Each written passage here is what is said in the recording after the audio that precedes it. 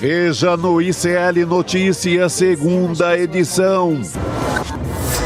Guerra de narrativas. Israel e Irã anunciam cessar-fogo e cantam vitória no conflito.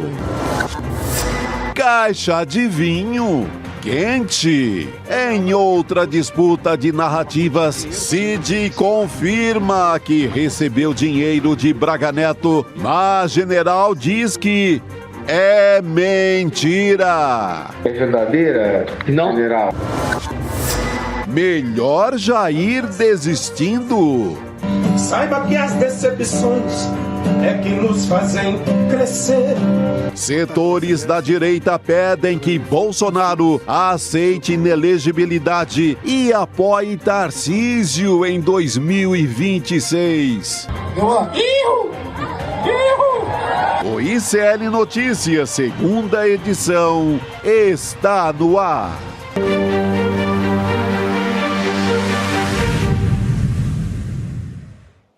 Olá, boa tarde. Seja muito bem-vindo, seja muito bem-vindo. O ICL Notícias, segunda edição, já está no ar. Estamos ao vivo nos canais do Instituto Conhecimento Liberta, Eduardo Moreira, no canal da Voz Trabalhadora no YouTube, também na Pop TV no Rio Grande do Sul. E você pode nos ouvir também, se você está em Quixadá, diretamente do Ceará, pelas ondas do rádio, a Web Rádio São João. Já vou dar boa tarde para o meu querido Chico Sá, que está a postos aqui ao meu lado, e já a Heloísa Vilela também com a gente. Boa tarde. Hoje sim, dia de São João. Agora sim, começou, né? O seu casaco já diz tudo. É dia de São João e o vinho do general tá virando quentão. Isso. Né? Porque ninguém sabe mais quanto...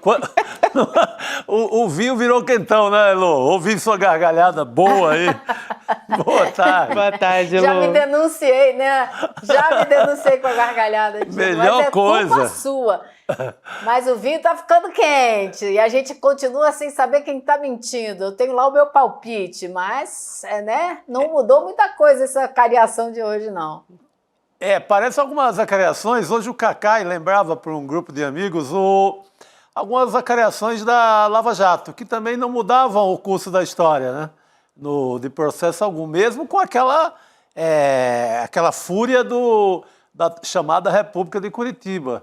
Mas um disse que não, outro disse que sim, por aí vai e não altera muita coisa. Só aqui para informar todo mundo que a gente vai falar mais aprofundadamente sobre isso depois.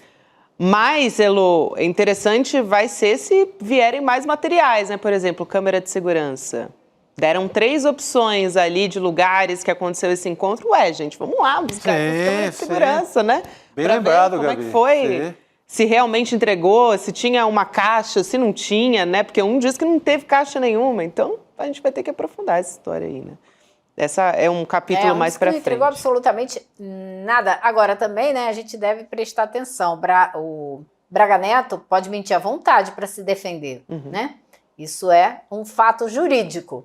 E o Mauro Cid não pode mentir. Exato. Senão ele perde os privilégios da delação premiada. Agora ficou a palavra de um contra a palavra do outro, a não ser que surja algum outro detalhe importante, né? Alguém que entregou o dinheiro. Vai que aparece a pessoa que entregou o dinheiro para o Braga Neto, já pensou?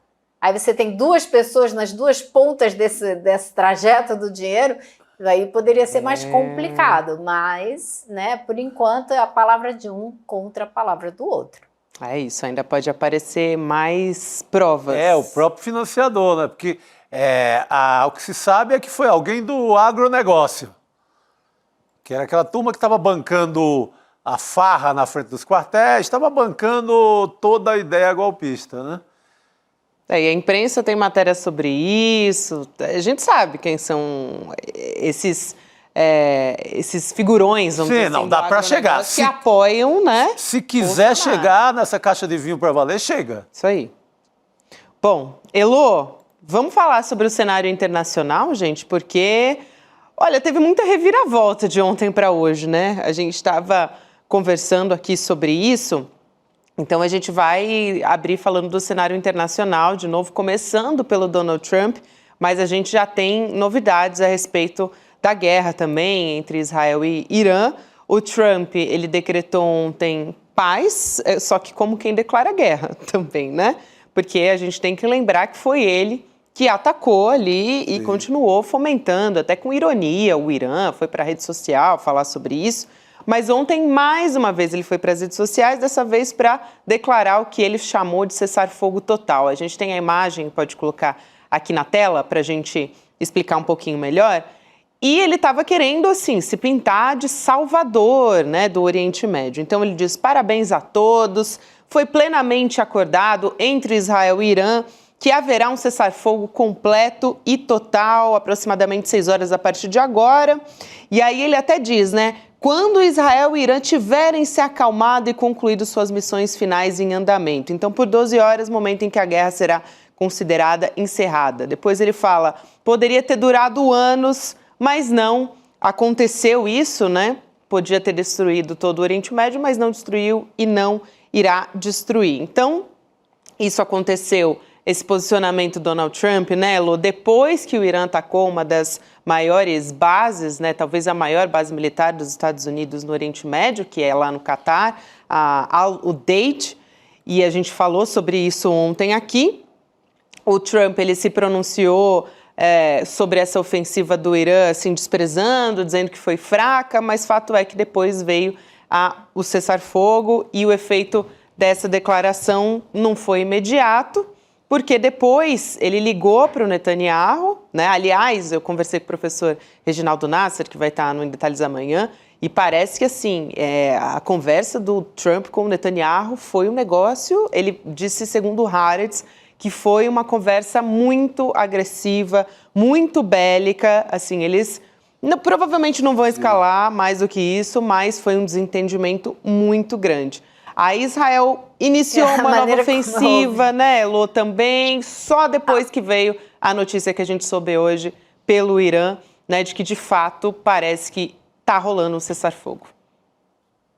Tá, foi bastante confuso todo esse processo, né, Gabi, para dizer o mínimo, porque até a maneira como o Trump descreveu esse cessar-fogo, ninguém conseguiu entender, são 6 horas para parar, para depois começar, para em 12 horas terminar. Foi tão confuso que as pessoas passaram o tempão interpretando, mas fato é que, nesse momento, aparentemente, o cessar-fogo está acontecendo e não houve mais nenhuma agressão. Esse telefonema que você comentou entre o Trump e o Netanyahu, eu li na imprensa americana a descrição assim como excessivamente direto, ou seja, teve uma carraspana aí complicada entre os dois. Agora, a gente conversa muito sobre toda essa questão, né, da relação dos Estados Unidos com Israel, e já tem tempo que eu venho dizendo, olha, não é bem os Estados Unidos que mandam em Israel. Hoje em dia, Israel tem uma influência nos Estados Unidos muito maior do que muita gente pensa. E a sensação que dá, a impressão que fica,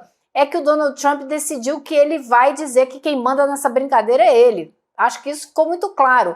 Então ele deu uma bronca, não só no telefone, como uma bronca pública no Netanyahu, porque foi a primeira vez que eu vi na história dos últimos 30 anos desse conflito, um presidente dos Estados Unidos deixar muito claro que ele estava muito mais pé da vida com Israel do que com o Irã, né? Quando ele diz que ele não está satisfeito com a reação do Irã, ele, na mesma frase, ele diz, mas eu estou muito insatisfeito com a reação de Israel. E mandou, gente, a gente está vendo a era da diplomacia via Twitter, via mídias sociais. Ele mandou os recados todos pela internet, com aquele seu típico jeitinho criança de 5 anos, né? É porque os textos parecem coisa de criança de 5 anos. Letras garrafais, pare agora, mande os aviões de volta. E realmente, Israel ordenou os aviões a voltarem. Então, o Donald Trump, que pegou bombardeiros americanos, mandou para o Irã, bombardeou os locais de produção, né, de refinamento de urânio do Irã, voltou para casa e começou a dizer que agora ele ia fazer a paz. E conseguiu, de alguma maneira, fazer com que, pelo andar da carruagem, por enquanto, não hajam novas agressões. Agora, o Irã também ameaçou fechar o Estreito de Hormuz, por onde passam mais de 20%, né, da produção de petróleo ali da região. E hoje, ele disse, entre outras coisas, que a China devia estar muito agradecida, porque a galera vai poder continuar comprando petróleo do Irã sem problemas. Então que isso devia fazer a China voltar a comprar mais dos Estados Unidos, porque desde o dia 4 de maio desse ano a China não compra uma gota de petróleo dos Estados Unidos. Então, assim, você veja que é um emaranhado de interesses e de vontade também de dizer quem manda nessa brincadeira, porque acho que isso fica muito claro no caso do Trump, né? Ele quer mostrar ao mundo que quem manda nessa história é ele, mais ninguém. E não é por outro motivo que ele ficou realmente muito, muito irritado, para não dizer outra coisa, com o governo do Benjamin Netanyahu. Inclusive publicamente, né, Israel? Que, assim, foi assim, ele falou com Israel, com Netanyahu, de uma maneira bastante agressiva publicamente. Então, a gente tem aqui o print da rede social do Donald Trump falando o que ele estava achando dessa história, que ele estava muito enfurecido mesmo e exigindo que Israel não jogasse bombas depois desse cessar-fogo que foi determinado por ele. Então, ele disse o seguinte: Israel, não lancem essas bombas. Se fizerem, é uma grave violação. Tragam seus pilotos para casa agora. Israel, depois ele diz, não vai atacar o Irã. Todos os aviões darão meia volta, voltarão para casa enquanto fazem um amigável aceno de avião para o Irã. Ninguém se machucará, o cessar-fogo está em vigor. É isso, né, Lô? O Donald Trump e os Estados Unidos sempre fazendo esse papel de polícia do mundo, né, querendo fazer. E aí, Chico, depois, né, com o cessar-fogo aparente, como de fato agora a gente teve outras partes se pronunciando, e não só o Donald Trump, porque é difícil você acreditar num cessar-fogo, né, confiar somente na palavra do Donald Trump nos Estados Unidos. Então agora a gente teve um outro pronunciamento e do chefe do Estado-Maior das Forças Armadas, Eyal Zamir, dizendo que o foco de Israel volta a ser Gaza agora, Chico. Então, Israel continua bombardeando, mesmo nunca parou, né? Mesmo nesses últimos 12 dias, sem parar. Desde março, inclusive, teve uma trégua de 2 meses, mas nessa trégua... Parece que ele diz assim, não, calma aí, Trump, vamos obedecer o cessar-fogo e vamos voltar a humilhar, a exterminar, né, o outro povo, que é o povo de Gaza. Porque a humilhação chegou num ponto, né, Lu? Agora eles estão usando a própria fome para os assassinatos, para concluir o genocídio. Coisa que se viu muito na história nas colônias africanas ao longo de todo o tempo, os ingleses fazendo isso, no Congo, na Índia, o que se viu ao longo de toda a história, né? A Bélgica no Congo, e aí assim, com licença, Trump, tudo bem, vamos obedecer. Vamos voltar tudo para lá e vamos matar o que faltou. Parece isso, né? É o colonialismo, né, Chico? Você acabou de descrever aí com perfeição o que é o colonialismo, né? Então vai lá e trata quem está no local como descartável. E é o que Israel tem feito com os palestinos. Hoje saiu um levantamento porque a gente não sabe quantas pessoas de fato morreram até agora, porque tem muita gente debaixo dos escombros, né? Muita gente que não foi encontrada. Hoje saiu uma análise dizendo que podem ser mais de 370 mil mortos já. Então, assim, esse número de 50 mil, 60 mil que a gente vê na mídia são as mortes confirmadas dos corpos que foram encontrados, mas não se fala e não se tem como falar muito dos que não foram encontrados, que não foram resgatados, que ninguém sabe. Então, esse levantamento já aponta mais de 370 mil mortes. É assim, algo realmente impensável no mundo de hoje você vê isso acontecendo. Então eu queria ver o Donald Trump parar essa história. Essa ele já postou, inclusive, não é, o futuro, o que será o complexo turístico que Gaza vai virar. Então desse ele não desiste. Agora o mais maluco, quando o Trump dá o pito lá no Netanyahu, ele fala uma coisa depois, ele comenta que ele está tão metido em guerra, em confusões, que ele não sabe mais o que está fazendo.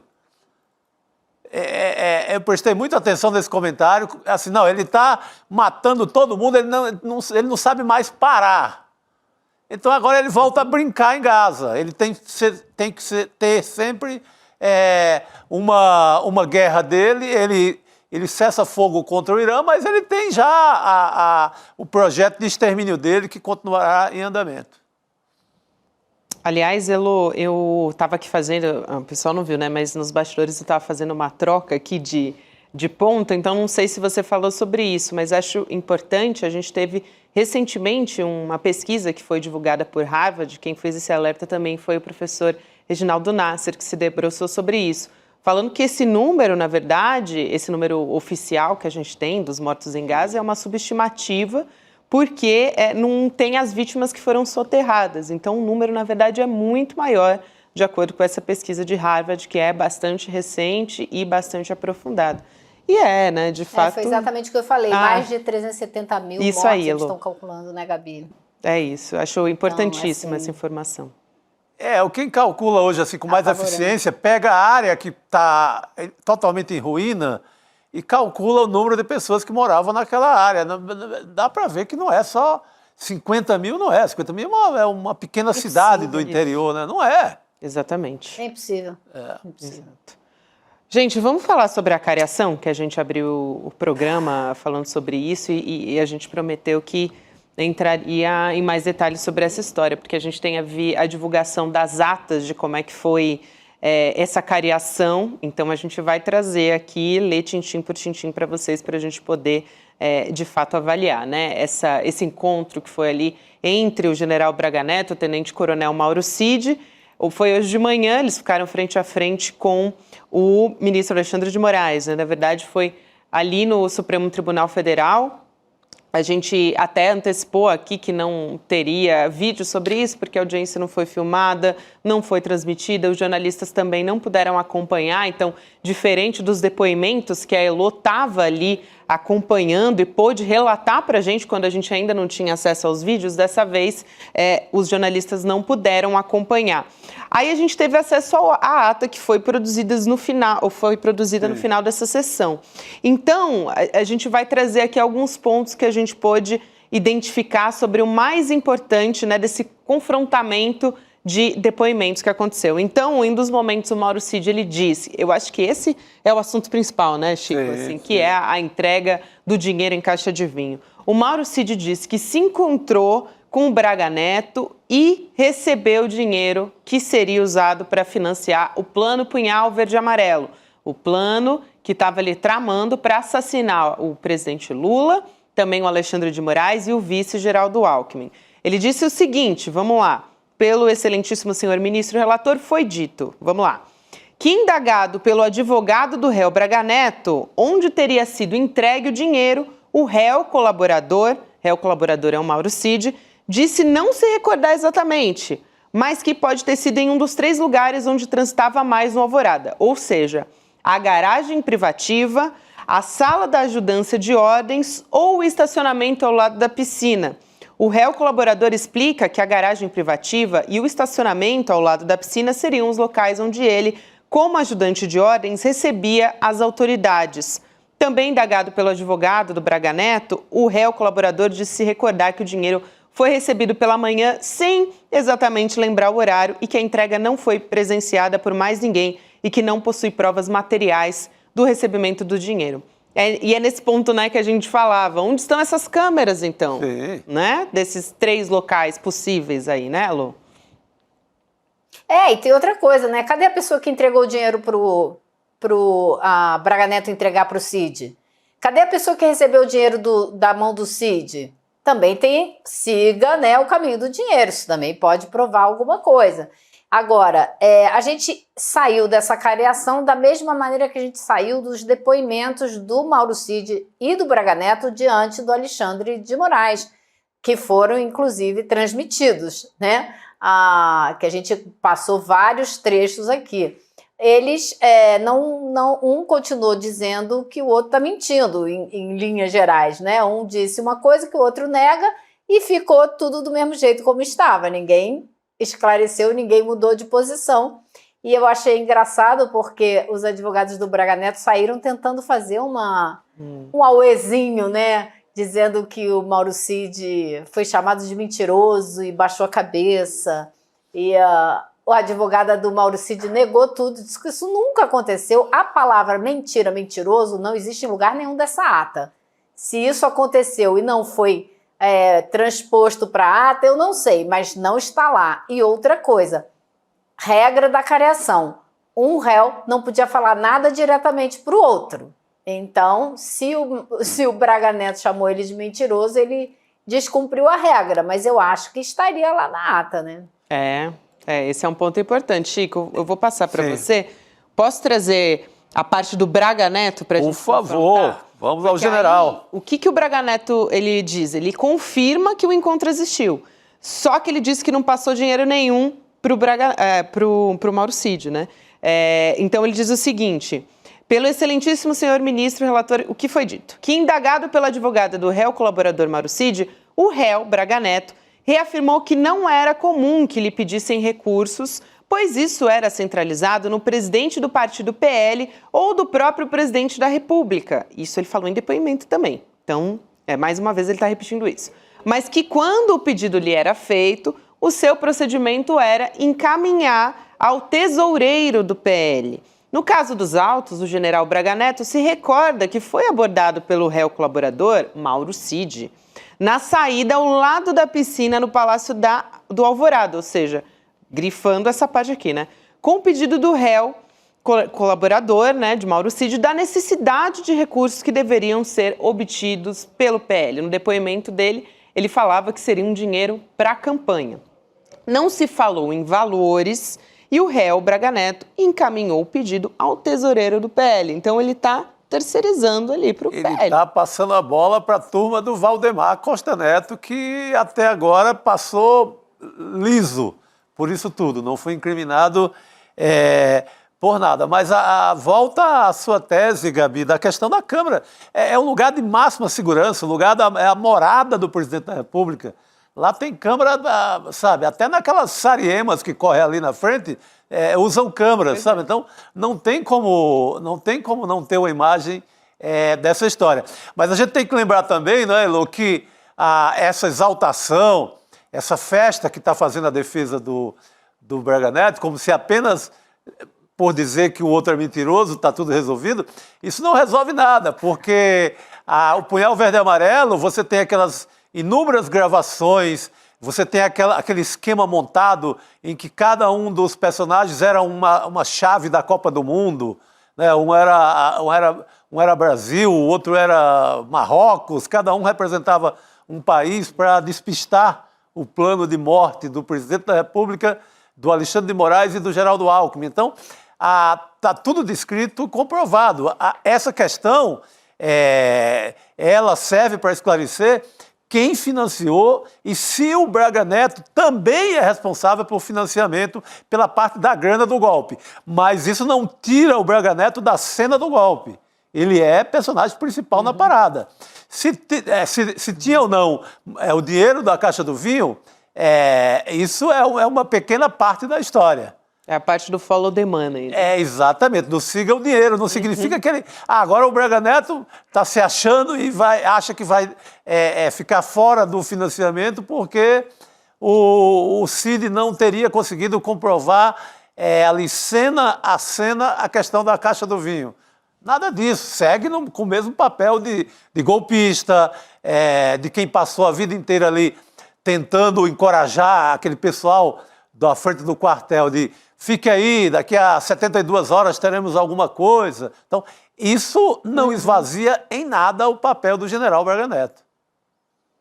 E eu acho que também ele, com esse depoimento, ele comprova pelo menos metade da história, né? Ele e o Cid falam a mesma coisa, que o Cid pediu um dinheiro para ele, que ele recomendou o Cid para buscar o PL e que quando não deu certo, o Cid voltou ao Braga Neto. Daí em diante é que eles começam a divergir, mas existe uma negociação em torno de grana que os dois admitem que aconteceu. Então até aí vai. Agora, como eu disse, né, o Braga Neto pode mentir, para livrar a própria cara, porque o réu tem direito de fazer isso. O colaborador não pode. O colaborador tem que falar a verdade. Se aparecer alguma imagem do Braga Neto nesses dias em que ele diz que pode ter recebido dinheiro, nessa semana, entregando uma sacola para o Mauro Cid, aí o Mauro Cid, se disser que não recebeu nada, ele se incrimina. Mas pode provar que ele está falando a verdade. Então, no fim das contas, sem uma outra prova, né, desse encontro deles, dessa passagem da sacola da mão de um para o outro, vai ficar muito difícil comprovar que esse evento aconteceu. Mas, é como você falou, Chico, isso não quer dizer que isso livra a cara do Braga Neto da participação dele em toda a trama golpista, porque existem outros fatores que estão na denúncia e que foram levantados pela Polícia Federal. Eu posso trazer mais uma careação que foi interessante que aconteceu na parte da tarde. Aliás, a gente está dizendo aqui, né, que eles ficaram frente a frente com o ministro Alexandre de Moraes, mas que o ministro Luiz Fux também estava acompanhando a careação e o Procurador-Geral da República, o Paulo Gonet, também estava lá. Os advogados também... Gabi, um detalhe importante dessa careação, né? Que foi um ponto muito polêmico no dia do depoimento, mas que hoje ficou bem, bem claro. Mauro Cid admite que a bolsa que ele recebeu do Braga Neto estava lacrada e lacrada ficou. Ele não abriu, ele não viu a cor do dinheiro, mas calculou que era um bom volume pelo peso da sacola. Pelo peso. Isso é fundamental. Então... Parece coisa de quem era acostumado a calcular dinheiro por peso, né? Convivendo ali com o Bolsonaro, convivendo com a turma que gosta de dinheiro vivo, dinheiro em espécie, ele era acostumado. Aqui é 100 mil, 200 mil, tá mais pesadinho, 350. Né? Parece a balança do esquema todo do Bolsonaro, né? Estava sempre pesando na mão ali alguma coisa. Ele fala com tanta, né, convicção que parece gente que estava sempre medindo o peso de dinheiro. O Elo, aí a gente teve também, só mais uma coisa, né, que você estava falando sobre essa característica também, os jornalistas, li em alguns lugares também, que o Mauro Cid não fez aquele cumprimento militar, né, que normalmente eles fazem quando eles se encontram, quando ele encontrou o Braga Neto, que é bastante comum nesse meio militar. Então, é uma maneira de você demonstrar um respeito à hierarquia. Isso também não aconteceu ali. Mais uma... Ele teria que bater continência ou o quê? Ele tem um cumprimento militar, vamos dizer assim. Seria bater continência, né? É o normal no mundo deles ali, né? Mas eu acho que já quebrou essa hierarquia, foi pro buraco essa altura, né? Só faltava...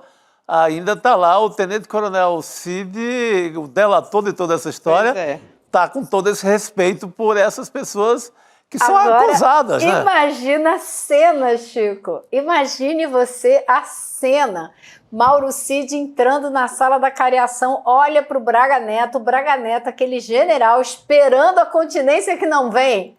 Só isso já deve ter deixado ele bem abalado na hora da careação. Ô, Elo, você ressaltou uma imagem importante, né? Porque na vida inteira o Braga Neto recebeu essa continência. Aí chega um dia que não tem mais isso, se desmancha qualquer ideia de autoridade de um sobre o outro.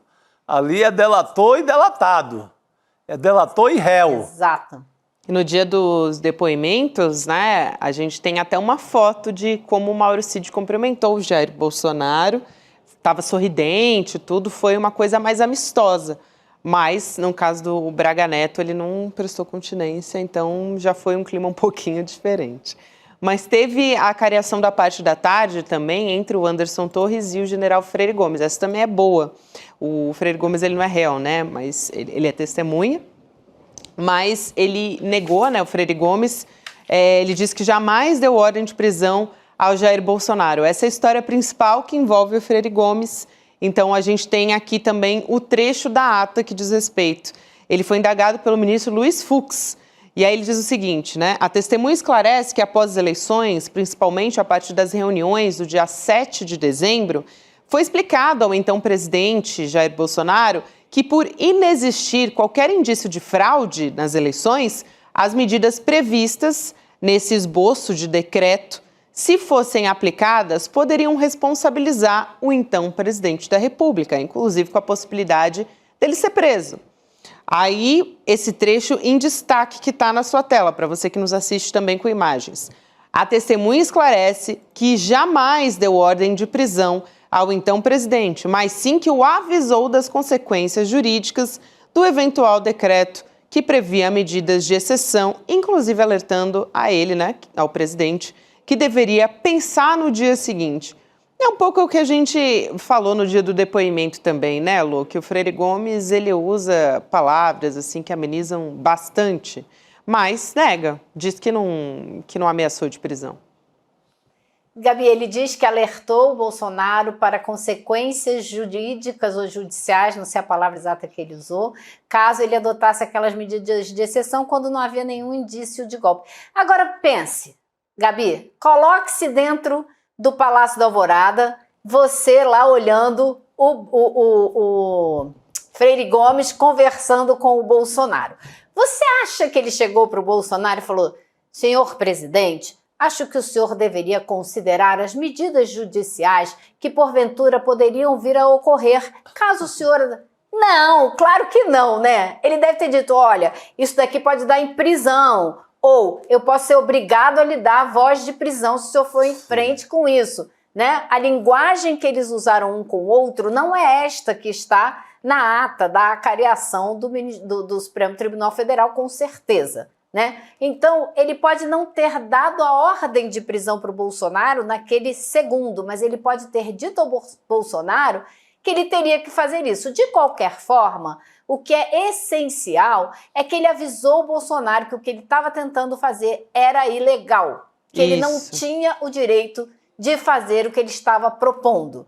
E isso voltou a ser discutido uma semana depois pelo ministro da Defesa do Bolsonaro com os comandantes das forças, ou seja, a intenção de dar um golpe continuava sendo discutida dentro da esfera do poder, né, em Brasília. É o que importa na parada, né? No fim das contas, é isso. Elô, bom Teve demais. outra coisa muito engraçada pode falar, também. Pode falar. Rapidinho. Pode falar. O Braga Neto, o Freire Gomes diz ao Alexandre de Moraes que em nenhum momento Bolsonaro me pediu para que mantivesse as pessoas na frente do QG. Aí eu pergunto, tá, e ele te pediu para tirar? Não pediu, né? Então, meu amigo. Hora nenhuma. É só tentativa de livrar a cara do Bolsonaro e mais nada, né? É, exatamente. É, fazer um agrado ali, né, pro cara. Um aceno, né? É. Como gostam de dizer. Um aceno. É. Elô, agora sim, muito obrigada por hoje, querida. A gente se vê de novo essa semana. Bom trabalho por aí. Valeu. Tchau, pessoal. Até amanhã. Boa noite, Elô. Obrigado. Rodrigo Viana está chegando aqui na nossa mesa para conversar. Pode vir. Nunca disse eu posso passar aqui, que eu vou passar na frente da câmera. O senhor das causas urgentes. Aliás, Santo... Não é Santo Expedito, mas é da urgência. É, não chego a esse ponto, né? Isso aí. Acariações. Acariações, a gente tem versões ali da guerra também, né? Irã, Israel, também com Donald Trump. Aliás, a gente vai falar a respeito de tudo isso.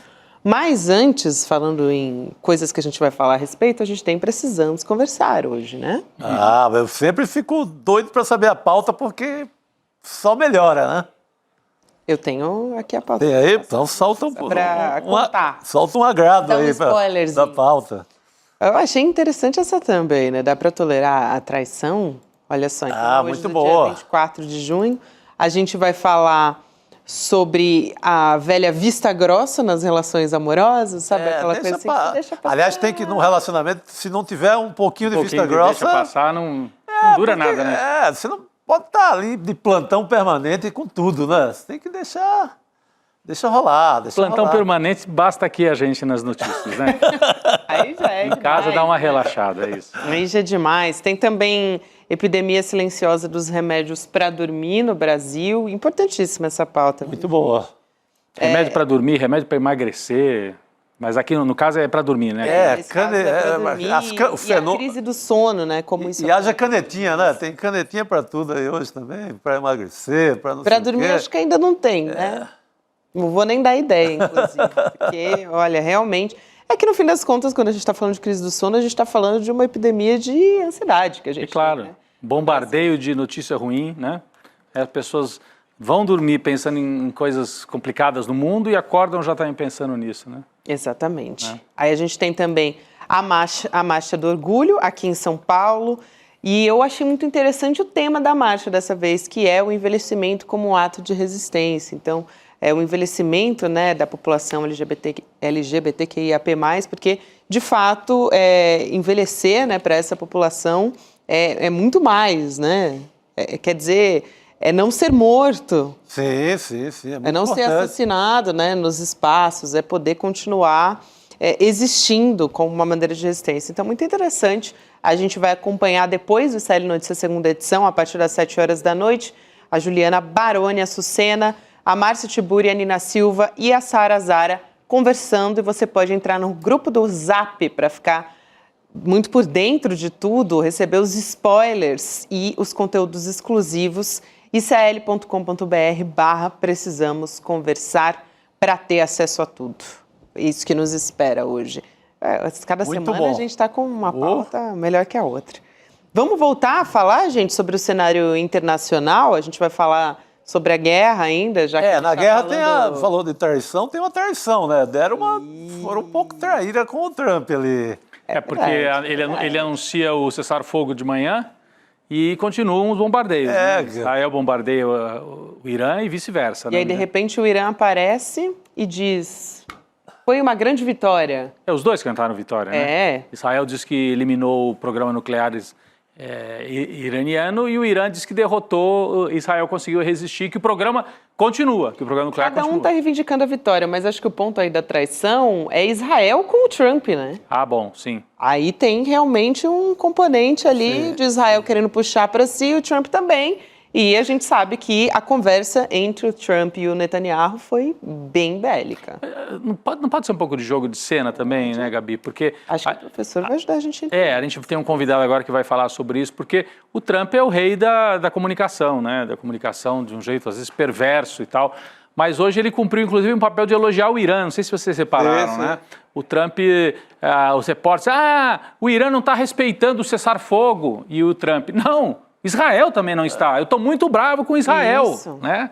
Mas me parece que isso pode ser um jogo de cena, Gabi. Mas vamos perguntar para o especialista. Vamos perguntar para o professor de Relações Internacionais da FAP, o Lucas Leite, que está chegando aqui para conversar com a gente. Professor, muito boa noite. Seja muito bem-vindo aqui ao ICL Notícias. Boa noite, é um prazer enorme estar com vocês. Professor, então a gente comentava aqui, né, como Israel e o Irã estão cantando vitória também. Israel dizendo que cumpriu seus objetivos. Tem uma nota oficial do governo do Netanyahu dizendo que essa ofensiva eliminou, aí abre aspas, né, eliminou uma dupla ameaça existencial imediata, nuclear e balística, fecha aspas. E além de agradecer ao Trump, os israelenses dizem que agora vão voltar as atenções à faixa de Gaza. Antes disso, a gente teve o Donald Trump falando sobre cessar-fogo. Mas eu acho que chama muito a atenção, e o Rodrigo Viana fala sobre essa possibilidade, né, de ser encenado, porque o Donald Trump, desde o início, né, se insere nesse conflito com uma dramatização, né, performático nas redes sociais e tudo. Então, essa é a sua primeira avaliação para a gente entrar na conversa. Muito bem, eu concordo que nós tivemos um grande teatro, né? Mas um teatro mórbido, se nós pensarmos que morreram pessoas, que a gente teve destruição de infraestrutura, a gente teve perda de cientistas, de perdas civis, portanto, principalmente, quando a gente fala dos ataques que Israel e os Estados Unidos fizeram ao Irã. Nesse sentido, eu concordo que sim, se nós olharmos em termos práticos, os interesses objetivos desses atores ali na região, tanto políticos quanto militares, nenhum deles conseguiu todos os seus objetivos. Até porque esses objetivos não estavam tão claros desde o começo. Para os Estados Unidos, qual era o objetivo? Defender Israel? Acabar com o programa nuclear iraniano? Fazer mudança de regime no país? Porque nenhum desses três aconteceu de fato. O máximo que pôde acontecer é justamente esse estreitamento das relações com Israel e demonstrando que é que é um país aliado que está pronto para defender Israel quando necessário. Do lado de Israel, qual era o objetivo? Encerrar completamente o programa nuclear iraniano? Não aconteceu, definitivamente. Era acabar com toda a possibilidade de reação do Irã? Isso também não aconteceu. Seria, portanto, mudança de regime, assassinar o Ayatollah? Nada disso aconteceu e mudança de regime, na verdade, é a última coisa que seria provável de acontecer nesse momento. Quando nós olhamos para o caso iraniano, qual que era o grande objetivo do Irã? Se defender de duas grandes potências nucleares, evitar que seu programa nuclear acabasse e ainda conseguir um cessar-fogo para voltar para a mesa de negociação para definir quanto de urânio ele poderia enriquecer para aí sim usar nas suas usinas nucleares. Se de fato nós pensarmos em objetivos iniciais e cumprimento desses objetivos, eu vejo que quem saiu melhor do começo ao final foi o Irã. Nenhum deles é vencedor de fato desse pequeno conflito. Que, de novo, aí eu concordo sim, tem a questão da teatralidade. Porque se nós olharmos esses ataques finais, por exemplo, principalmente, a entrada dos Estados Unidos, a escolha do tipo de armamento, os que foram atingidos, as pessoas que estavam envolvidas, nada foi realmente em grande escala. Nada, em última instância, deixou com que eles não tivessem uma porta de negociação depois. Tanto é que o Irã, assim como os Estados Unidos, estavam muito mais próximos desse cessar-fogo do que a partir de Israel. O que Trump fez na prática foi jogar contra todos para tentar colher os louros dessa possibilidade e mostrar para Israel que ela não tem que ir, Israel não tem escolha. Ou segue junto e, portanto, apoia um cessar-fogo em relação, pelo menos, às hostilidades maiores, ou perde apoio dos Estados Unidos. O Trump, ele quer, inclusive, o Nobel da Paz, né? Meu. Tá circulando para isso. Querer todo mundo falar, até papagaio fala, como diria o Romário, né, se não me engano. Porra. Mas não, você duvida, Rodrigo? Eu não duvido, viu? Ele pode querer o que ele quiser. Agora, o presidente iraniano, que é o Massoud Pezeshkian, agora sim, saiu. Ele disse que o Irã conquistou uma grande vitória sobre Israel e os Estados Unidos, aqui para trazer o pronunciamento dele para a nação, né? Ele anunciou o fim do conflito, voltou a dizer que a guerra foi imposta ao Irã pelo aventurismo de Tel Aviv, então dizendo que foi obrigado, né? Que não teve escolha. E também o chefe da Agência de Energia Atômica do regime disse que o país vai restaurar as instalações nucleares que foram atacadas pelos Estados Unidos e por Israel. Para contextualizar um pouco, né, o governo iraniano está dizendo que está avaliando os danos, alegando que busca evitar interrupções nos serviços. Eu queria te perguntar, professor, aproveitando que a gente está falando do Irã, né, se o senhor avalia que o Irã está isolado de alguma maneira, né, porque teve prejuízos muito grandes. E se, de alguma maneira, toda essa situação não acaba empurrando, estimulando o Irã a, de fato, aí, ter uma bomba nuclear, né? Ótima pergunta, porque acho que esse é o ponto atual da posição iraniana. Os iranianos não tinham interesse na manutenção desse conflito, não têm interesse no conflito prolongado com dois atores que são muito superiores em termos de tecnologia e armamentos, porém, né, o Irã estava preparado para a possibilidade de se defender. Quando nós olhamos em termos dos vizinhos, nós temos praticamente ninguém ali realmente apoiando o Irã. Hoje nós temos boa parte daqueles países que têm se aproximado mais até de Israel e dos Estados Unidos. Nós temos as outras potências da região, como a própria Arábia Saudita, tem uma relação muito boa com os Estados Unidos e definitivamente não entraria para ajudar o Irã, até porque eles são muito rivais em relação à hegemonia na região. E se nós pensarmos um pouquinho ali para a direita, né, para leste do Irã, talvez o Paquistão, que tem demonstrado um pouco de solidariedade com o país. Se nós olharmos para outras potências, a Rússia seria um aliado interessante? Até seria, mas a Rússia já tem um cenário de guerra, uma frente de guerra, que a deixa completamente ocupada, que já exaure seus recursos. Então não faz sentido para a Rússia adotar com tanta veemência uma proteção de um ator que ela não conseguiria realmente ajudar, porque ela já tem suas preocupações. Além disso, o que a gente pode perceber? A ajuda russa, ela é muito mais indireta. Ela está falando mais hoje de capital tecnológico, de cientistas, de venda de armamentos, portanto, naquilo que pode ajudar de forma indireta o Irã se defender. O outro aliado que muita gente levantou é a questão da própria China. Mas a China é um país que é tão pragmático e está tão focado na sua manutenção e estabilidade que o último interesse da China seria entrar em um conflito no Oriente Médio e menos ainda entrar num conflito de alcance global ou mais que regional. Então a China nesse momento ela foi de fato o adulto na sala, Foi ela que chamou para negociação, foi ela que propôs uma resolução no Conselho de Segurança, é a China que tem tentado atrair os lados para um processo de negociação mais amplo. Perdão, a segunda pergunta foi o que mesmo? A questão da bomba atômica, né, que a Gabriela perguntou, se o Irã ainda está no caminho de poder produzir uma bomba atômica. É justamente porque foi pressionado, né? E se viu sozinho na parada, né? Exato. Se não tinha intenção, agora parece que pode ter, né? Ótimo, perfeito. O raciocínio é esse mesmo. A ideia de que o Irã está solitário, não tem aliados, não tem capacidade de se defender. E a qualquer momento, como já aconteceu anteriormente, Israel vai furar esse cessar-fogo, vai fazer novos ataques quando entender, usando de um mecanismo que é ilegal, que é o da legítima defesa preventiva ou legítima defesa natural. Isso não existe no direito internacional. O incentivo que existe para o Irã nesse caso, se não acontecerem as negociações que levem em conta os interesses iranianos, é justamente aquele que ele possa, pelo menos, dissuadir os outros de o atacarem. E como que os países podem fazer isso? Com armamentos similares, ou seja, buscando, sim, armas nucleares, que não significa que algum deles vai usar, até porque armas nucleares, nas relações internacionais, a gente diz que, em geral, são utilizadas para dissuasão, para evitar que outro ator me ataque, né? Ou seja, para evitar que alguém considere me atacar. Porque nós temos o mecanismo, o princípio da destruição mútua assegurada. Então, se um ator ataca, o outro vai responder e, com isso, todos serão destruídos. Não é do interesse de atores nuclearizados criar um conflito desse tamanho e destruir completamente seu território, sua população, sua economia. Ninguém ganha com isso. Então, quando nós falamos que há um equilíbrio do terror com armas nucleares, essa é a lógica, que todo mundo fica tenso, obviamente, né? Aquele clima de Guerra Fria, que a gente já estudou bastante, mas, no caso atual, a gente não tem esses mecanismos daquela época e, portanto, poderia sim ser um elemento de dissuasão de Israel e de equilíbrio, inclusive, de poder na região.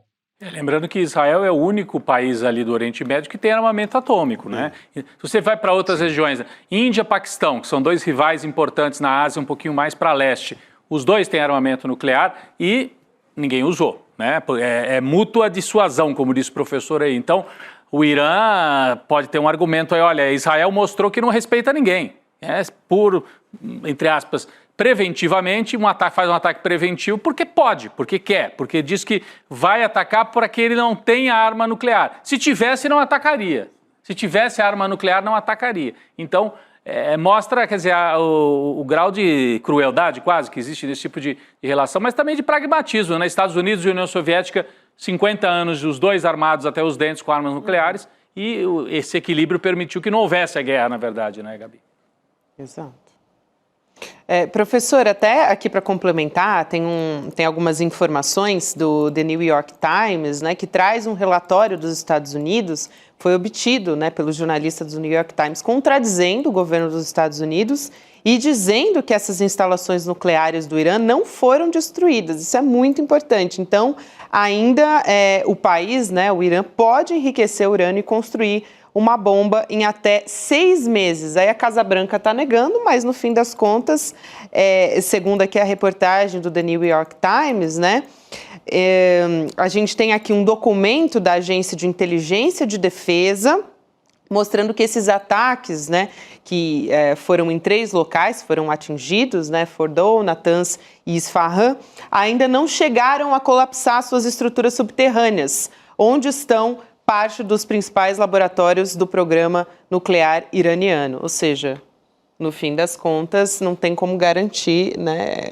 Se houve sequer um atraso no processo, né, Exato. do urânio. Talvez nem isso. Porque a estrutura física das instalações continua de pé, segundo a reportagem, Chico. Talvez fosse mais jogo continuar na negociação, né, na mesa, né, professor? Eu concordo. Dado o que tem sido levantado na mídia, a partir de outras fontes que não sejam apenas ocidentais, mas, né, no próprio New York Times está falando isso para a gente, o que a gente tem de mais provável, de uma hipótese que nós podemos levantar, é que esses ataques eles não foram para destruir completamente essas instalações. Porque se fosse de fato, os Estados Unidos teriam enviado mais aviões com poder muito maior para atingir justamente nesse aparato subterrâneo. E a principal delas, né, em Rostov, que a gente comentou, ela foi atingida, sim, realmente estragou parte da acessibilidade, aquela parte, né, que fica mais do lado de fora, exterior ali, as instalações, mas dentro nós temos relatos de que não teve, de fato, uma contaminação, porque não houve a chegada das bombas nesse lugar, ou seja, os bunkers e toda aquela estrutura que foi construída nas montanhas tem funcionado muito bem. Por isso, a ideia de que a gente teve uma grande ameaça, a possibilidade de uma guerra mundial, ela é um pouco utópica, né? Ela beira, na verdade, a falta de conhecimento sobre a questão. Porque foi tudo, sim, muito teatralizado. O ataque dos Estados Unidos foi teatralizado, a resposta iraniana foi completamente teatralizada, e quando o Donald Trump fala que agora conseguimos nossos objetivos, temos paz, atingimos tudo que a gente queria, ele está, na verdade, tentando construir a ideia de que os Estados Unidos foram responsáveis por escalar o conflito e o Irã cedeu para que os Estados Unidos e Trump, portanto, fossem os grandes vitoriosos. Vamos ver até que ponto Israel realmente vai continuar adotando esse discurso e realmente está disposto a adotar um cessar-fogo. Porque, de novo, Israel é um dos países que mais desrespeita o cessar-fogo de outras ocasiões, né, que nós tivemos já com outros países. O Líbano, então, nem se fala. Professor, eu ia só chamar justamente a atenção para o caso de Israel, né? Então, se a gente tem um balanço, é provisório, é hipotético, porque ninguém ainda chegou perto das instalações nucleares, mas aparentemente não foram atingidas nos subterrâneos, então teve algum atraso? Não sabemos, mas aparentemente continua o programa nuclear iraniano. Então, continua o programa nuclear iraniano.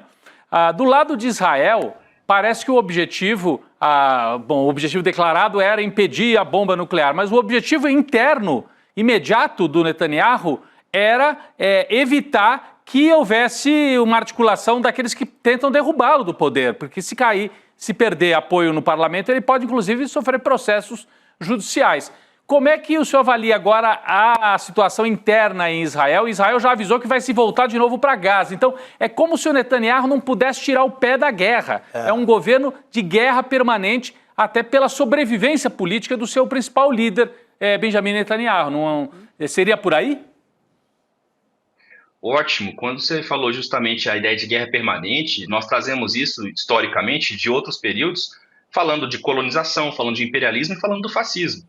Que é essa ideia de que eu preciso de um inimigo externo constante o tempo todo para legitimar a minha atuação interna, para legitimar a minha opressão, a violação dos direitos humanos, como tem ocorrido, o genocídio em Gaza. Então isso tudo, essa mudança de um ator para outro, agora é o Irã, depois é o Líbano, depois é o Hamas, é o Hezbollah, agora é Gaza, tudo isso constitui justamente essa incapacidade de definir objetivamente quem é o inimigo, em que medida a guerra começa e a guerra termina. Vamos pensar, por exemplo, no caso da invasão de Gaza. O que está acontecendo ali não é uma busca por terroristas e nem por reféns, porque se de fato Israel quisesse ter os reféns de volta, ele já teria negociado, isso já teria acontecido, porque o Hamas já fez uma proposta de saída de Israel do território e retorno de todos os reféns. O que nós temos ali, na verdade, é um objetivo ulterior, que tem a ver com esse processo de colonização israelense, que é a ideia de uma limpeza étnica, uma ocupação daquele território para que haja colonização de novo de outros israelenses e, portanto, também a abertura, que é o próprio Trump, né, chamou do que seria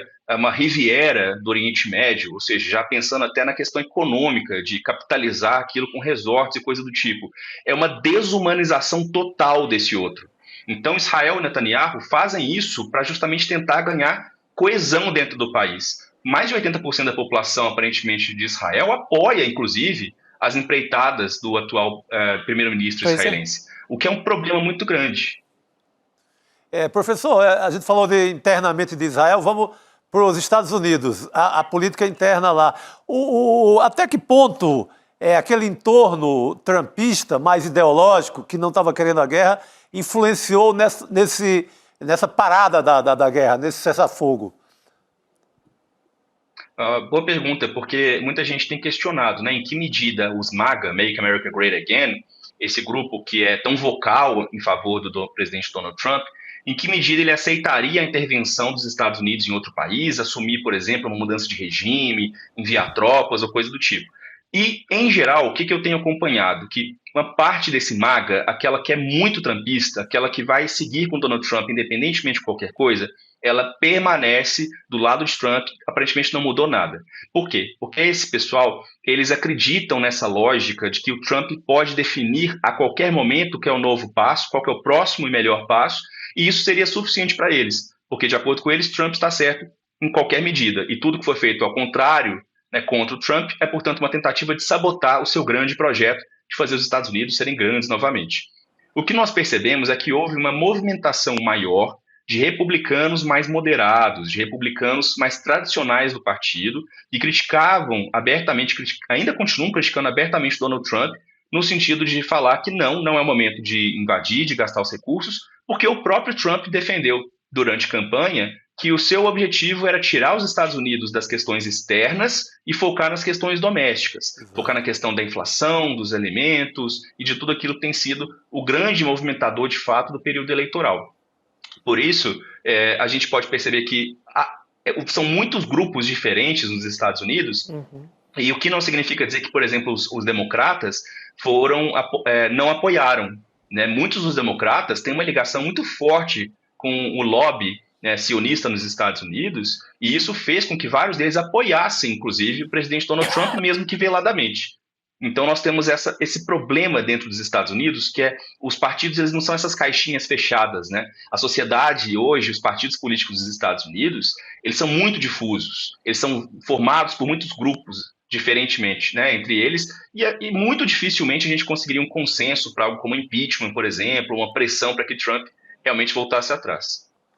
É interessante isso, né, professor? Porque no começo foi uma mudança de postura, né, Chico, que a gente realmente observa no Donald Trump, porque quando Israel bombardeou o Irã, a primeira postura dos Estados Unidos foi, olha, não tem nada a ver com isso, né? E depois foi completamente diferente. Além de entrar, de fato, dos Estados Unidos, né, atacando, ainda por cima estava ali fazendo ironias contra o Irã, publicando nas redes sociais a respeito disso, e depois veio o cessar-fogo. Então foram consecutivas mudanças. Dá uma satisfação a Israel, né, mandando lá, mas também não manda tanto ao ponto de destruir nada. Ficou um grande teatro. Parece um vai e vem, que era uma coisa que ele fazia com relação à guerra comercial, né? As tarifas. Com a China, sim, parecido. Ele atacava a China, aí ele subia, depois ele dizia, não, agora os Estados Unidos e a China estão no mesmo patamar, a gente já negociou, tá tudo bem, enfim.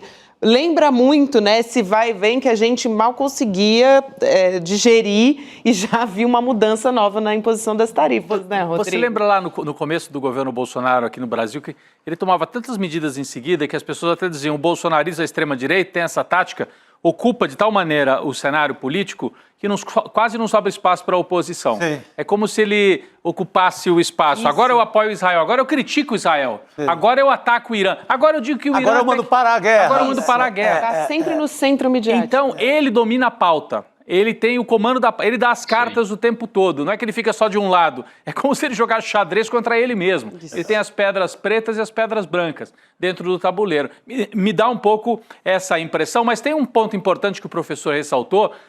Em Israel, a maioria da população apoia os ataques. Nos Estados Unidos, todas as pesquisas mostram que não. Tem uma parte dos republicanos que sim, porque são seguidores automáticos de Trump, como ele disse, e tem uma parte dos democratas que sim, porque tem a aliança histórica com o sionismo. Mas, na média, tem 65 a 35 contra a guerra, contra a entrada dos Estados Unidos na guerra. Então, acho que isso também forçou o Trump a manejar muito rápido. Teve que dar uma resposta, mostrar que está do lado de Israel, mas que não queria guerra prolongada. Porque guerra prolongada para ele era contrariar todo o discurso de campanha, né? Eu resolvo rápido, eu não vou criar novos conflitos e tal. Então, era necessário. E ele sofreu na popularidade. Acho que ele estava monitorando nas pesquisas. E quanto mais o tempo passasse, né, mais ainda poderia ter a imagem ali arranhada justamente por esse posicionamento dele, talvez, né, professor?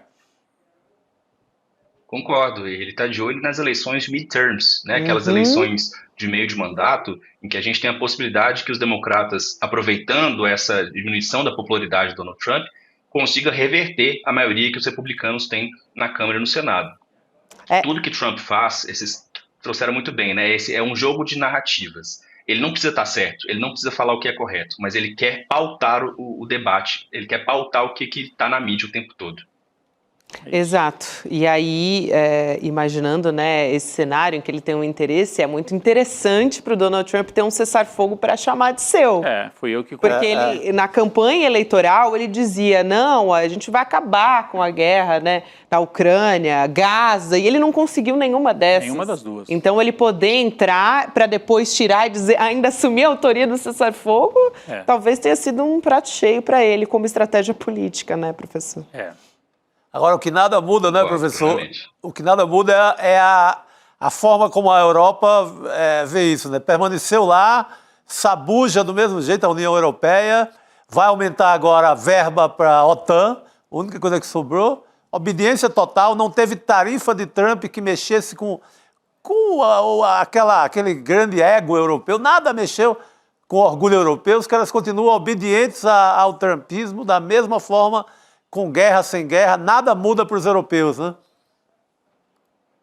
Olha, bem colocado, porque a gente estuda muito isso na questão das relações internacionais, como que esse Ocidente, esse grupo de grandes potências que foram coloniais, que foram impérios, etc., a lógica da exploração permanece até hoje. E isso é um exemplo muito claro disso, a determinação de que a OTAN tem que ser o melhor, o principal meio militar, né, de defesa mútua, portanto, a gente vê o que está acontecendo em Israel, no genocídio, a gente percebe o que está acontecendo nos Estados Unidos. As vozes supostamente liberais, democráticas, republicanas, né, dos europeus, não tem ido em contrário, não tem ido contra, na verdade, nada disso, tanto do Netanyahu quanto do Trump.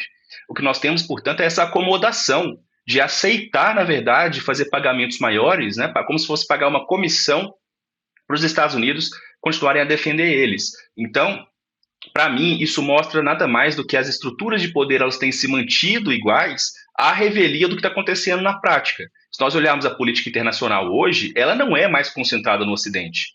O que Trump e os europeus estão tentando fazer é segurar ao máximo essa mudança que já acontece, ela já está em movimento e que não tem como mais recuar. Por isso, né, o Trump ele tenta o tempo todo colocar tarifas novas, impor ameaças ligadas a quem negociar com a China, a guerra comercial com a própria China, esse discurso de ir contra países que são do BRICS ou que abandonarem o dólar, todas essas coisas estão muito bem conectadas. A Europa, por falta de estratégia própria, por falta de autonomia e incapacidade mesmo de chegar a consensos, prefere, portanto, seguir a reboque dos Estados Unidos, de um governo que não tem um plano, que não tem uma política externa, não tem um planejamento para construir instituições adequadas. Ou seja, nós estamos vivendo uma desconstrução da ordem internacional, mas mantendo estruturas antigas que são arcaicas e que não correspondem à realidade de hoje. Muito bom. Muito bom, professor Lucas Leite. Um prazer te receber aqui. Foi bastante esclarecedor. Um abraço e até uma próxima. Obrigado. Boa noite, querido. Obrigado. Eu que agradeço. Até a próxima. Um abraço, professor. A gente aqui já vai conversar com a Carolina Brígido, mas eu quero lembrar do Investir é para Todos, que a gente vai ter aula nesse domingo. E, Rodrigo, tem uma novidade boa, viu? Porque dá para ganhar um e-book. Tem um e-book, eu li aqui, Já dá para ir estudando antes da aula até, gente. Até também porque tem muita gente que está ali. Como é que vai ser essa aula e tal? Acho que tendo acesso ao e-book, já dá para chegar bem ambientado na aula também, hein? Achei muito boa. É presentão, aliás, né? Apostila eletrônica, é isso? Isso. No meu tempo era apostila, né? Apostila. Vestibular pela apostila. Pelos livros também, mas pela apostila. Recomendar todo mundo entrar em sln2.com.br para se inscrever nessa aula que é gratuita, é aberta, dia 29 de junho, domingo agora, né? 8 horas da noite, que vai ser transmitida essa aula, mas já dá para se ambientar, porque o Edu, no domingo, ele vai tirar dúvida, vai explicar de forma bastante simples, acessível, como é que faz para investir, como é que funciona o mercado financeiro, é para todo mundo, para quem sabe, para quem não sabe, enfim, para quem quer começar do zero, vale muito a pena acompanhar. Então vai lá, porque só agora, quem se inscreve agora é que ganha esse e-book totalmente grátis. Eu acho que está valendo muito a pena, é um presente, né? Ganhar um e-book. Já é um roteirinho ali do que vai ouvir do Edu no domingo, né? É isso, com tanta instabilidade no mundo, né? Risco de aumento de petróleo, gasolina, inflação, etc., aprender a fazer, né? Quando sobra um dinheirinho, tem gente que vai receber agora a restituição do imposto de renda. Pinga lá um dinheirinho. Vai pagar a dívida ou vai colocar para render um pouquinho? Aonde? Como é que você investe? Então, você colocando aí cln2.com.br, se inscreve e recebe o aviso da aula e acompanha essa super aula com o Eduardo Moreira. Gabi. Isso aí, gente. Então vai em sln2.com.br para garantir o seu lugar na nossa aula deste domingo. E a gente segue aqui conversando. Agora há pouco a gente estava falando sobre a cariação, né? Uhum. Do general Braga Neto, do tenente-coronel Mauro Cid. A gente trouxe aqui alguns trechos da ata para a gente poder entender melhor como é que foi, quais foram os pontos de divergência. E acho que vale super a pena ali a Carol trazer o olhar dela, né, a experiência que ela tem nessa cobertura. Carol, boa noite para você. Boa noite. Boa noite a todos. Sim, foi animado hoje no Supremo Tribunal Federal, né? Pena que a gente não pôde assistir essa animação toda, porque a sala era fechada, né? Não foi dado acesso à imprensa, não deve ser divulgado depois o vídeo, e então a gente precisa acreditar no que aconteceu lá dentro de acordo com o relato dos advogados, daqueles detalhes, né? E as linhas gerais foram transcritas ali na ata da audiência que foi divulgada depois pelo Supremo Tribunal Federal. Agora, posicionados frente a frente no STF por quase 2 horas, o tenente-coronel Mauro Cid e o general Braga Neto, eles mantiveram as versões díspares sobre aquela organização do Plano Punhal Verde-Amarelo, que tinha como objetivo assassinar, né, o presidente Lula, o vice Geraldo Alckmin e também o ministro Alexandre de Moraes. Daí ficou essa questão, né? Como faz? Depois da cariação, eles continuam com versões diversas, né? A defesa do Braga Neto anunciou no fim da sessão que vai pedir novamente a anulação do acordo de delação premiada do Mauro Cid, e o argumento é que o Cid, que era o ex-ajudante de ordens de Jair Bolsonaro, ele teria mentido ao dizer que recebeu do general dinheiro dentro de uma embalagem de vinho para pôr em prática esse plano. Agora, sim, a gente já falou aqui em outros momentos, né, do N2, que dizer a verdade é uma das exigências que são feitas, né, a quem assina um acordo de delação premiada, e em troca o investigado recebe uma série de benefícios, entre eles penas mais brandas do que as penas previstas na lei brasileira em relação a esse crime que teria sido cometido. Agora, o que acontece? Se o delator mente, ele perde os benefícios, mas a delação não cai toda por terra, né? Os outros depoimentos prestados por ele em outras questões, eles continuam válidos desde que comprovados por alguma outra prova. Agora, é sempre bom a gente lembrar que a delação não é prova, é um meio de obtenção de prova. Tudo que o colaborador diz precisa ser acompanhado de alguma comprovação ou de um caminho para que essa declaração seja validada, seja comprovada. Mesmo que o delator diga a verdade, ele fala toda a verdade, suponha que não tem nenhuma mentira, mas não tenha outro tipo de comprovação em outras provas, então essa fala ela precisa ser descartada da investigação. E a gente já viu em outras investigações no STF, 8 anos atrás, naquele caso da delação da JBS, o STF manteve a delação. Então, só mentir não é uma causa de tirar a delação de uma investigação. O que precisa acontecer? Precisa provar, por exemplo, que o delator não agiu de total vontade dele, foi pressionado de alguma forma para poder prestar esses depoimentos. E Mauro Cid reitera essa declaração, inclusive hoje ele falou novamente que ele agiu de livre, espontânea vontade, não foi pressionado em nenhum momento a dar essas declarações. Então, assim, é muito pouco provável que a delação dele caia por terra, ainda que ele tenha mentido nessa sessão de hoje, em outras sessões no STF, né, depoimento prestado perante o STF, o depoimento prestado perante a PF. Só que aí fica essa incongruência, né? Um réu fala uma coisa e o outro réu fala outra. O que acontece agora? A investigação vai precisar encontrar novos elementos para poder verificar quem está falando a verdade e quem está falando a mentira. É muito cedo para dizer isso agora, assim, ainda tem alegações finais para serem colocadas ali dentro do processo. Existe também prazo para serem produzidas outras provas, se o juiz considerar isso necessário, no caso o relator, o ministro Alexandre de Moraes. O fato é que no dia final do julgamento vai ter que ter uma resposta, quem disse a mentira e quem disse a verdade em relação a esses dois réus. A verdade, né, Carol, é que o depoimento do Mauro Cid é frágil, porque primeiro que ele cita 3 locais possíveis onde teria sido a entrega da caixa de vinho, né? Segundo, ele reconhece que ele não abriu o pacote, mas que pelo peso, o Chico até comentou, ele é um cara que tinha muito hábito de pesar dinheiro, provavelmente, porque eu sei peso, sei lá, do bife, né? Você vai no açougue, pede o bife, se tá com quantos gramas tem agora, se tem 100 mil, se tem 50 mil, 300 mil.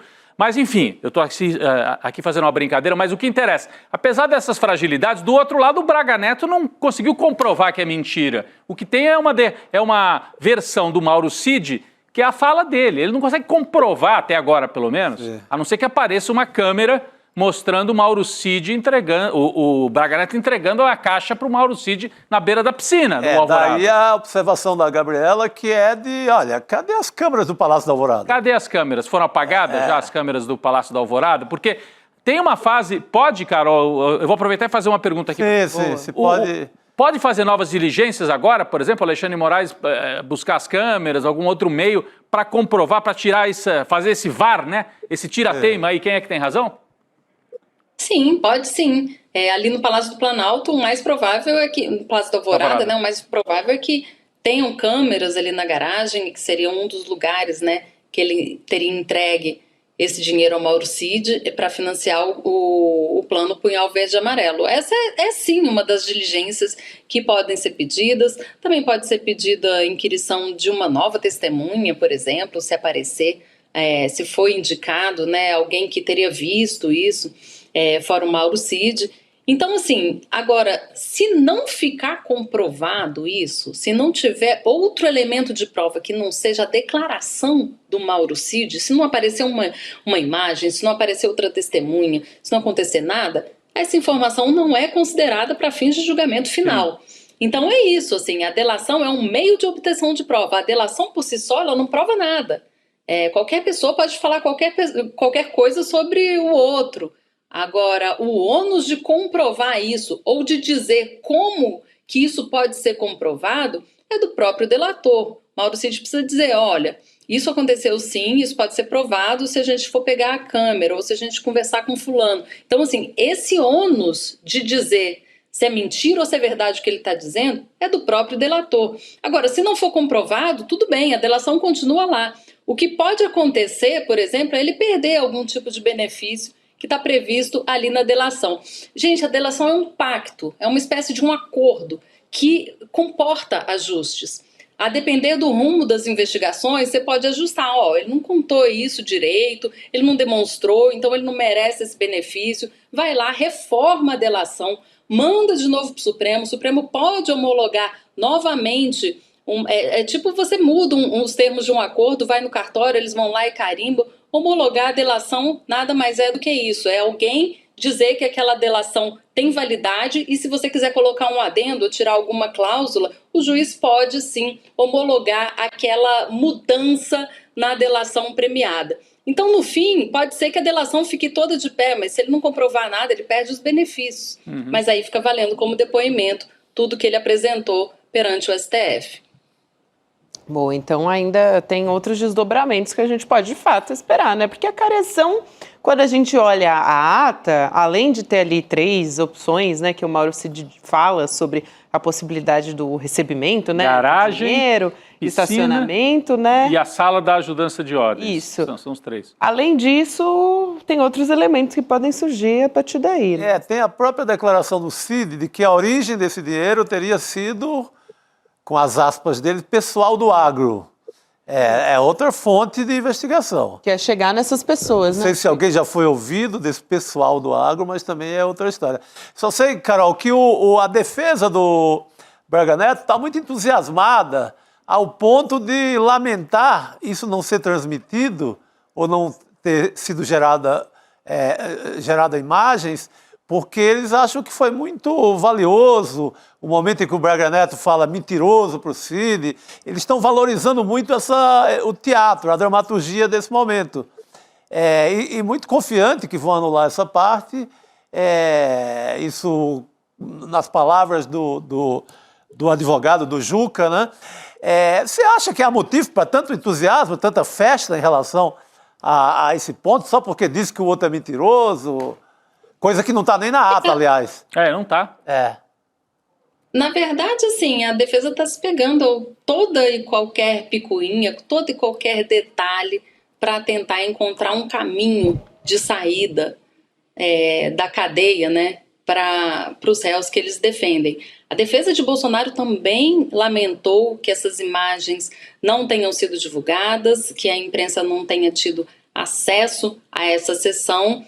Eu lamento também, mas por motivos diversos, né, a gente queria mesmo assistir, né, ver, é diferente, né, a carga dramática quando a gente assiste um depoimento e quando a gente lê essas mesmas declarações. Exato. Mas o ministro Alexandre de Moraes não julgou necessário, né, que essas imagens fossem divulgadas para fins de apuração, para fins de investigação e até mesmo para fins de defesa dos outros réus.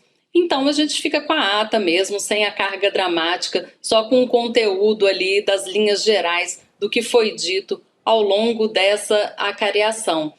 E é isso, né? Se tiver algum elemento ali que enseja algum tipo de nulidade, o próprio Ministério Público estava lá, as defesas das duas partes estavam lá e elas mesmas podem suscitar perante o STF algum tipo de nulidade a partir do que aconteceu ali na sessão. Agora, se chamou o outro de mentiroso ou não chamou, isso é irrelevante para a investigação de forma objetiva, né? Era só para alimentar o nosso espírito fofoqueiro mesmo. E eles queriam essa imagem, eles queriam explorar, na verdade, porque quando você tem frente a frente um tenente-coronel e um general, você já tem aí uma questão de desnível na hierarquia que favorece muito o general. A postura, o jeito que o outro vai olhar. Então, acho que eles queriam ter vantagem com essa imagem, que é a vantagem que mostra a superioridade de um lado, que mostra um dizendo que não foi isso. Eles acham que isso seria uma vantagem na opinião pública. Quando é apenas uma imagem de quartel, né, que mostra a diferença ali no trato. Exato, assim, em tese, assim, se a gente for pensar no julgamento, o certo seria que a opinião pública não tivesse nada a ver com isso, né? O certo seria julgar o caso à luz das provas, à luz da legislação penal, à luz da legislação processual. Então, assim, eu particularmente sou favorável que os juízes julguem ali de acordo com as provas e não de acordo com o que a gente pensa aqui. Agora, a gente tem esse livre pensar, né? E a gente tem também direito a assistir essa imagem que deve ter sido muito interessante, mas infelizmente vai ficar para a próxima ação penal. Isso é a turma viciada em vídeo de rede social, né? Ficou com isso na cabeça e quer que a justiça decida sempre sobre vídeos, sobre esse espetáculo. Carol, assim, o calendário, como é que fica agora então? Tivemos umas acareações, tem uma outra diligência que o Alexandre de Moraes tinha pedido, né? Google, a Meta, não, o Google não, a Meta, né? Tinha que revelar alguma coisa, inclusive deu a resposta já, né? Aquela rede social que o Mauro Cid usava com o nome de uma mulher, teria sido através do e-mail dele mesmo, etc. Mas agora, qual é o prazo que vale? Primeiro vem as alegações finais da Procuradoria e depois da defesa, isso vai ficar para agosto, o que você pode dizer para a gente? Olha, o que acontece agora, a partir dessas acareações e a partir dessas provas que foram produzidas ali do Google, de outras fontes, o ministro Alexandre de Moraes pode analisar, pode determinar, né, que alguma outra diligência seja necessária ou não, ou ele fecha esse pacote e abre prazo para as alegações finais do Ministério Público e também dos réus. Daí, quando essas alegações finais chegarem na mesa dele, aí ele pega toda essa documentação e vai fazer o voto dele, né? Só que isso vai acontecer no semestre que vem. É bom a gente lembrar que agora, dia 30, terminam as atividades do Supremo Tribunal Federal e suspende tudo para prazo, né? Os prazos processuais ficam suspensos ao longo do mês de julho. Então, essa instrução, essas manifestações, isso tudo mais provável que aconteça a partir de agosto, quando o tribunal retoma as atividades.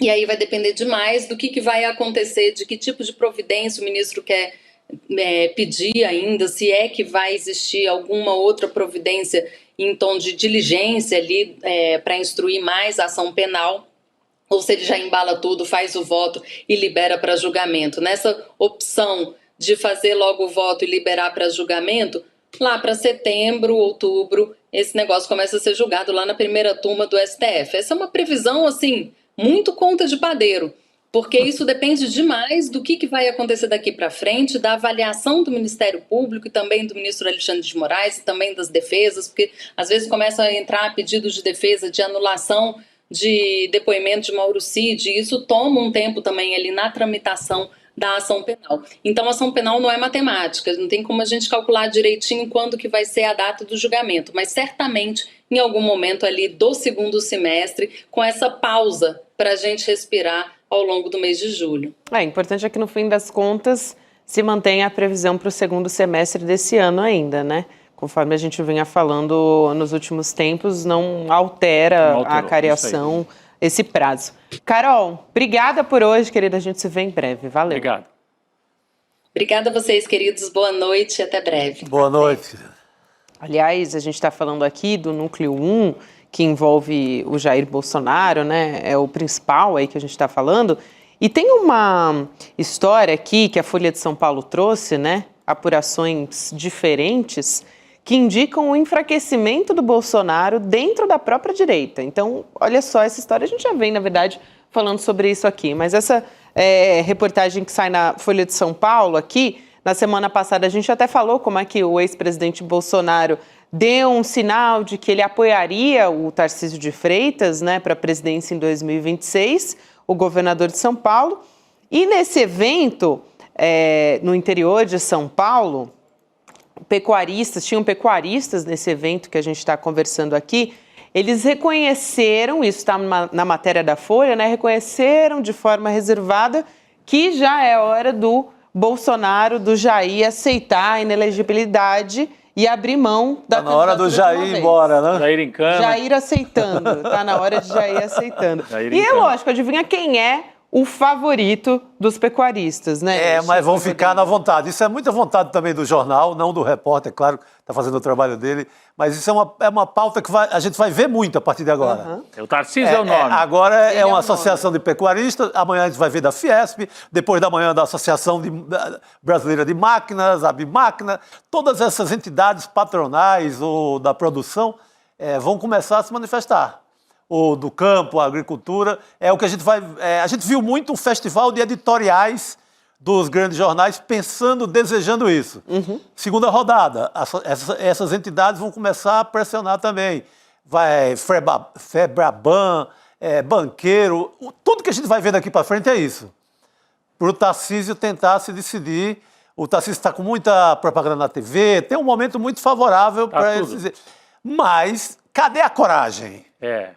Porque hoje o Senado... Saiu uma pesquisa hoje. Com todo esse empurrão, o Tarcísio está atrás do Lula no primeiro turno e empata no segundo turno. Mais uma, né? Com toda essa propaganda, tem que pensar que é um candidato que não tem 0,1 notícia negativa no estado de São Paulo. Tem 100% da mídia dita profissional, corporativa, a favor. Que era da mesma forma que eles cobriam o governo do Serra, o governo do PSDB aqui em São Paulo. Exatamente. Então tem tudo a favor. Cadê a coragem para enfrentar, uma eleição, uma para dizer eu sou candidato ou insinuar? Não vai. Vai esperar essa ladainha. A gente só vai ter isso em abril. E, ao meu ver, não é candidato. E você viu outra notícia de hoje também, Chico? O Bolsonaro dando a entender que o Eduardo Bolsonaro, o filho, não será candidato ao Senado em São Paulo. Já mandou avisar. Por que não será candidato em São Paulo? Porque vai fugir e ficar nos Estados Unidos? Ou porque o Eduardo Bolsonaro é o nome? É o nome escolhido para concorrer a presidente pela família Bolsonaro. Está sendo testado pelo PL nas pesquisas. Está em todas as pesquisas. É bem verdade que nas pesquisas o Tarcísio vai um pouco melhor do que o Eduardo, né? O Eduardo é tido como... é o filho, é o filhote, não é, né? O outro é governador de São Paulo. O Eduardo foi só do Legislativo. Mas o Jair, se puder escolher entre os dois, fica com o Eduardo, não tem dúvida nenhuma. E o Eduardo não tem nada a perder, o Tarcísio tem. É verdade, o Eduardo não tem nada a perder. O Eduardo vira um nome nacional definitivamente, mesmo que perca a eleição. Sim, Lula, fica de boa. Agora o Tarcísio tem muito a perder. É verdade. Se ele faz o cálculo errado, se ele pega essa corda da imprensa de São Paulo e vai... Depois não tem volta, meu Depois filho. Não volta mais, não. Fica sem o governo de São Paulo e sem a presidente. Dá uma de Dória. Dá uma de Dória. Né? Dá uma de Dória e não sei se segura para depois. Pode desmanchar. Mas eu acho que o Tarcísio, ele talvez, não sei, né? Mas talvez já tenha aprendido justamente com o erro do Dória, né?